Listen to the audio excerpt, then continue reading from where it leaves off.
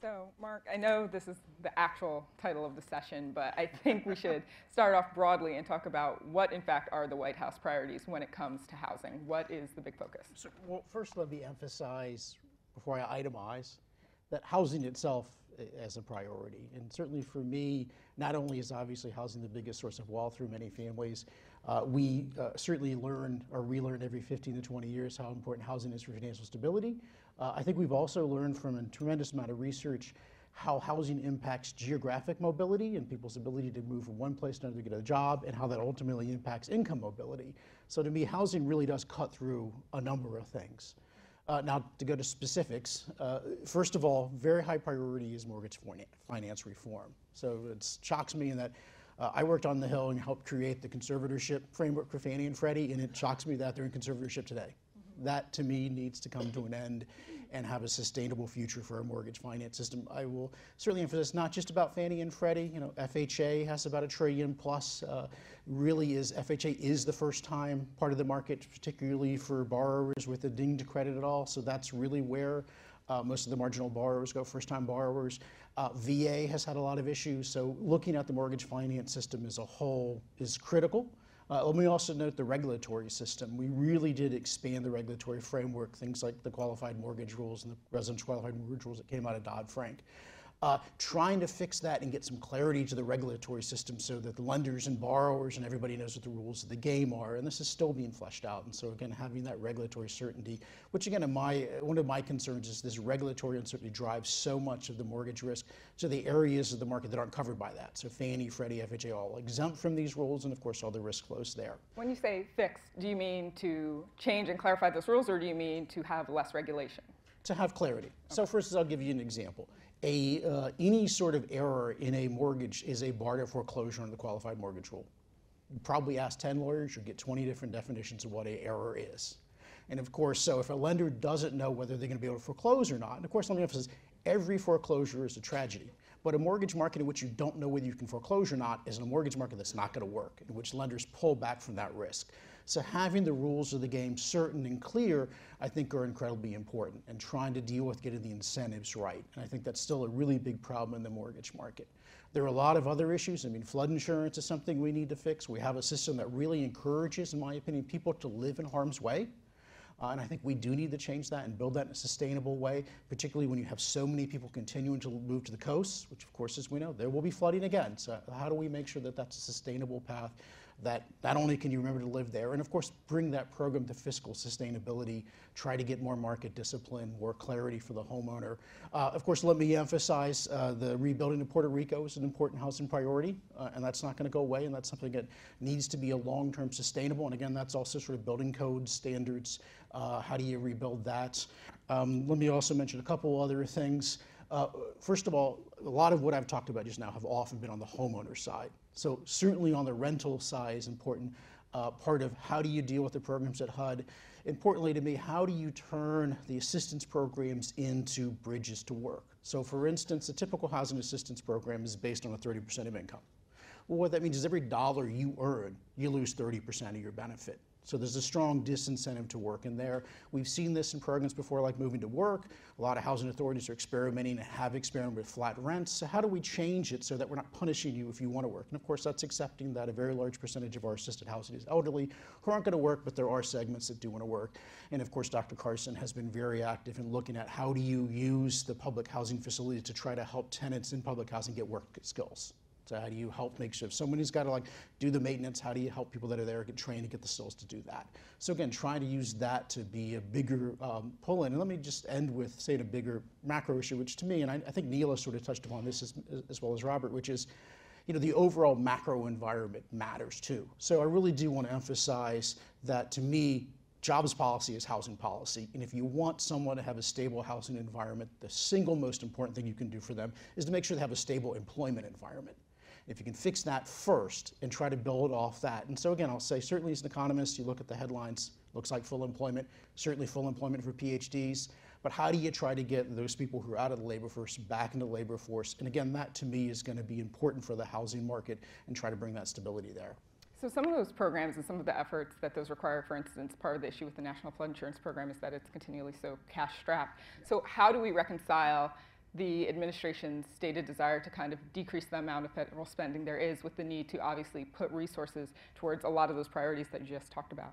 So some of it is the pricing system. So for instance, the flood insurance program is built in such a way that on average is going to lose $1 billion a year. And to me, I think as an economist, one of the big lessons from the financial crisis is when you underprice risk, people make bad decisions and take more risk.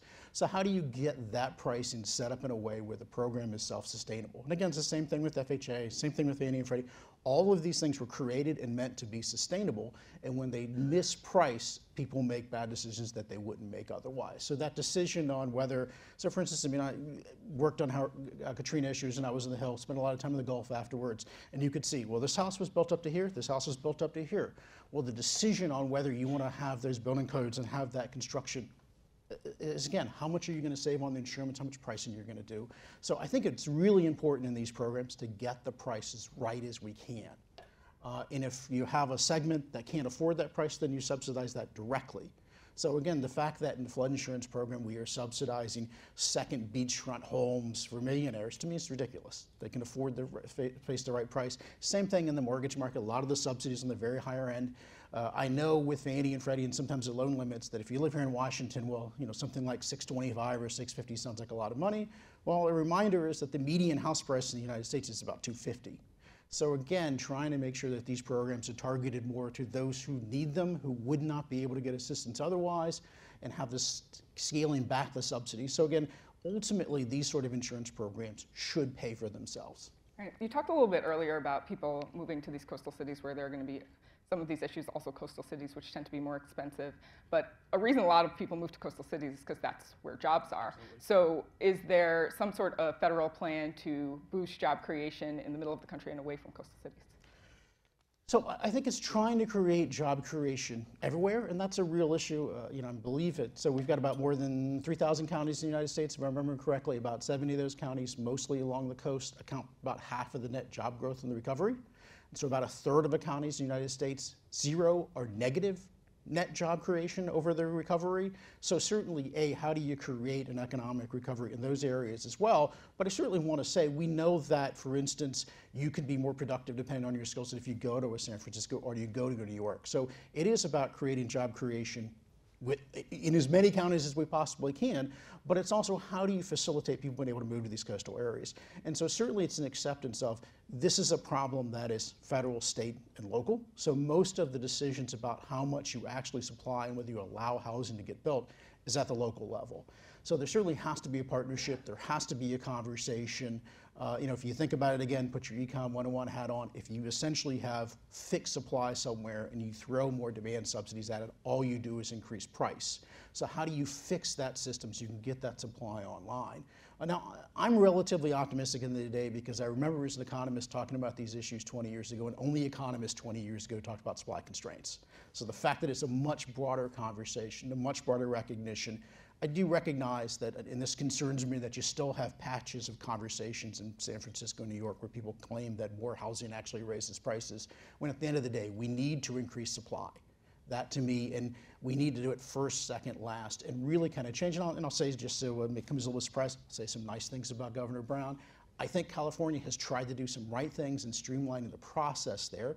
Certainly they run into a lot of obstacles. Don't agree with everything, but I do agree with the general gist of how do we get these various local vetoes to become yeses where we can get things built. One of the things that we're certainly doing at the federal level, this is more in the infrastructure side, I think of bigger importance, but it also fits the housing side and any sort of development, is where are we the no? Where are we the permit that you need that can't get the project done? And again, you need the local permits, you need the state permits, you need the federal permits in some instances. So we want to try to facilitate a way where we can find and make sure that the answer to development is yes. And we want to work with the local governments to try to make sure that we can get to that answer yes too. Because to me, more often than not, in a lot of coastal communities, it is no, no, no. And I think we need to get past that NIMBYism and be able to create that construction. I want to talk a little bit about the tax plan, which is, you know, such a big issue. Plan? Yeah, that's happening right now. I want to talk about how it relates to housing. So you've been against the mortgage interest deduction for quite some time, so are a lot of progressives. I'm wondering what you think of the iteration that's made its way into the bill. So first we should remind folks that the mortgage interest deduction is in both the House and Senate bill. Yes. Doesn't go away. There are some modest changes in them, and of course, but set aside this modest changes, I know the primary concern is, of course, when you double the standard deduction, far fewer people will itemize. Let's keep in mind, they will choose to itemize because they believe they will be better off. So nowhere, I've heard some characterizations of people being the mortgage interest deduction taken away from them or forced not to take it. That's just absolutely false. People will choose because they will have more income, because they will get a better deal out of the standard than the mortgage introduction. Right. But let's follow from that. So tremendous amount of empirical work on the mortgage introduction by economists. And the general consensus is that the impact of the mortgage introduction is about 0 on the homeownership rate. There are even a handful of studies that find that it lowers the homeownership rate. So going to a world in which the mortgage introduction is only going to be there for people who itemize and either go to $1 million or go to 500, which is in the House bill, or something in between, which will be the likely outcome, to me is going to impact a small part of the market. And so again, almost no change on homeownership. If anything, maybe a positive change on homeownership. And of course, I should remind folks, economists generally believe that the tax code subsidizes homeownership, not because of the mortgage introduction, but because the quote-unquote imputed rent you pay to yourself is not taxed. I'll note there are a handful of countries like Switzerland that actually do tax imputed rent, and we're never going to do that. And we tax that rent you pay to yourself. So again, I want to emphasize the economic incentive for homeownership, the non-taxation imputed rent, remains with the current system. That does not change. Right. I think part of the issue that some people had with the changes to the mortgage interest deduction is that when we have a conversation about potentially phasing it out, it's the particular way in which this bill might phase it out, which was to cap it at $500,000. And some people said that that is, in some ways, an attack on the so-called coastal elites. And we're sitting in a city right now where the median home price is pretty high. So, well, my mortgage is over $500,000. Yeah. I'm certainly willing to see it capped there. Why not just nix it all together? Well, so let's keep in mind and remember, so the House bill of $500,000 grandfathers existing mortgages. And again, I'm open. I think the conversation, I certainly would say, as a betting man, it's going to come out between $1 million and $500,000 out of conference. If it came out of conference and they got rid of it, that's something that certainly we can take a look at. I think it's worth having a conversation in the future. But again, I think, to me, the changes you've got in the mortgage interest reduction are about as good as you're going to get in this political environment for somebody who's skeptical about the impact of homeownership. Let me emphasize, too, any price effects are really going to be coastal. And so again, that may itself actually make housing more affordable by bringing prices down. So again, you really can't have it both ways. If you're concerned about affordable housing and you want to say that this provision would lower housing prices if you change it, well, to me, a good becoming lower price is a good becoming more affordable, not one becoming more expensive. So I do want to let our audience know that we're going to save some time at the end for questions. As you can see, we're moving through things pretty quickly. So I want you guys to think about your questions now, condense them all the way down, and then when I call for questions, just put your hands up really high. So when we talk about affordable housing, one of the things that comes up in the bill is the private activity bonds. And I believe it is the House bill would significantly change that. Can you talk a little bit about the impact of that on? So I can say certainly the House bill repeals it, the Senate bill keeps it. I will say, our approach has been to let the House and Senate work that out. I'm a former Hill staffer. I do recognize that that's their legislative prerogative, and we will support whatever outcome comes out of that. Okay. And you have no opinion on which one should? I think the Congress should do what Congress should do. Okay. I want to talk a little bit about HUD now. So Dr. Ben Carson, who you brought up earlier, has said some negative things about the Fair Housing Rule. I'm wondering what you think the federal government's role is in fostering desegregation.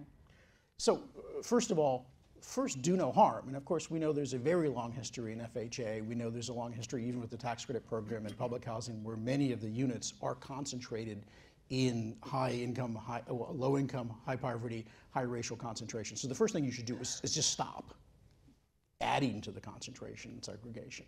Now the second, of course, would be how do you address actual victims of discrimination? So I think some of the concerns, for instance, on some of the way the disparate impact and some of the enforcement's done in the past is you run some black box model, say someone's discriminating without actually identifying victims. So to me, I think there needs to be more focus on actual cases rather than running some statistical model. Now, the Secretary has talked about the affirmatively advancing fair housing. Having more certainty in the process, I think, would be incredibly important.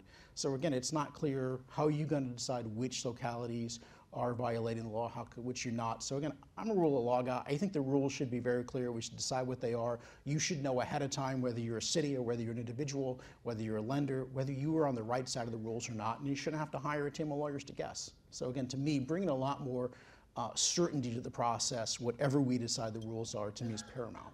I think one of the things a lot of people are concerned about when they look at the future of HUD is the idea that HUD is going to get defunded more. They're not going to have the money or the opportunity or the resources to look into these things more and thus to proliferate affordable housing. How much of a concern is that?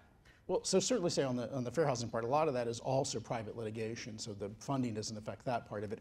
But the overall funding for HUD, I mean, I certainly think one has to be concerned about the long-term budget projections, and if we don't bring fiscal sustainability in the long run, well, discretionary funding at all agencies is going to get squeezed. I mean, I think that's a budget inevitability. So again, trying to put our federal budget on a sustainable path, I think, is absolutely critical. And where are we in that conversation with the current tax plan? Well, I think that there's a significant amount of growth. To me, we have seen tremendous amounts. So the annual quarterly average growth last 8 years, 1.8%. If we can get a sustained growth of 3%, you get a lot more revenue with a growing economy. So again, this is about wage growth, this is about income growth, and if you grow the economy, a lot of difficult problems get a lot easier. It doesn't solve anything, everything rather, but again, a growing economy gets you there and brings in more revenue. So again, this is about getting that. There's often this debate about, well, is it paid for every dollar for itself? My yardstick is not maximizing the revenue of Washington. My yardstick is maximizing the wealth of America. Does this grow the economy? Does this grow GDP? I'm not concerned at a lesser degree, does it grow Washington? Does it leave Washington hard homeless?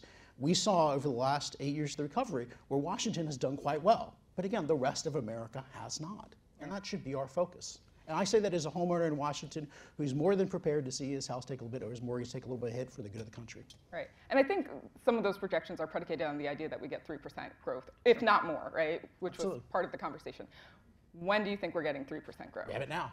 Let's hope that we can sustain it. Yeah, well, we absolutely have it now. So again, but how do you sustain that? I mean, this business cycle, again, I believe the economy goes up, I believe the economy goes down. The question is, at some point, how do we make sure that this is a sustained recovery? And I think you need to have that investment side of it. And again, let me emphasize, because I believe some of the understanding of the bill is misperceived. This isn't a demand side stimulus, this is a supply side stimulus bill that should increase investment. That's the plan, that will increase productivity, that will increase wages. Again, it's not a controversial thing to push.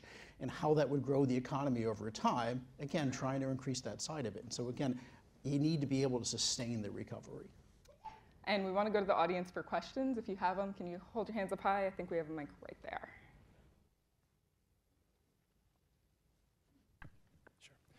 Christopher Coase, going back to your question regarding, or your conversation regarding the private activity bonds, one of the things that we work a lot with real estate developers who do affordable housing, and private activity bonds are actually critical for the 4% on the low-income housing tax credit.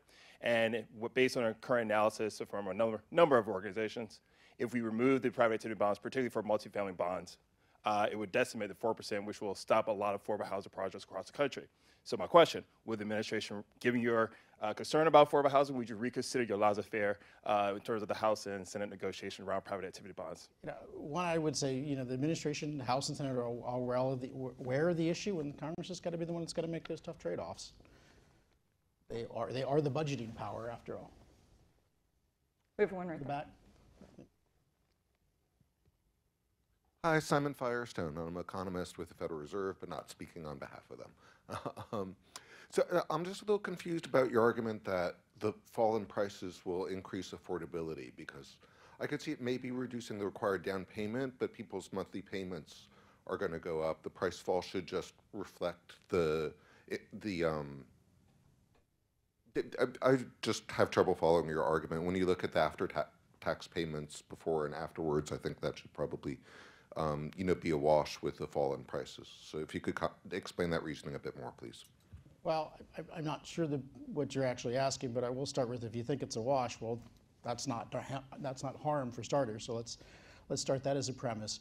But to me, where I'm getting at is that the argument against making changes to the standard that changes the mortgage introduction is that it will have an adverse impact upon prices, reducing prices. My argument is that when something is cheaper, that is therefore synonymous, in my opinion, with it being more affordable. So you cannot make the argument that something becoming cheaper is making it less affordable, is the argument. I think we may have time. One more quick one? Yeah, I think so. Anyone? Right there. Hi, Nancy Corselia with HUD. My question for you is, what is your and what is the White House view of reverse mortgages and the aging in place challenge? So given a lot of the, so absolutely, let me start with overwhelming majority of surveys indicate that people do want to age in place. And I think we could try to best find out a way to facilitate that and also balance that with what has been a very problematic financial performance of the HECM program. And so, you know, again, we've run into bumps in the road. And so again, that program has a lot of problems and needs to be brought to a fiscally sustainable path to be there for people. So again, reforms are absolutely needed in my opinion, the HECM program. Everyone, please join me in thanking Mark. Thanks.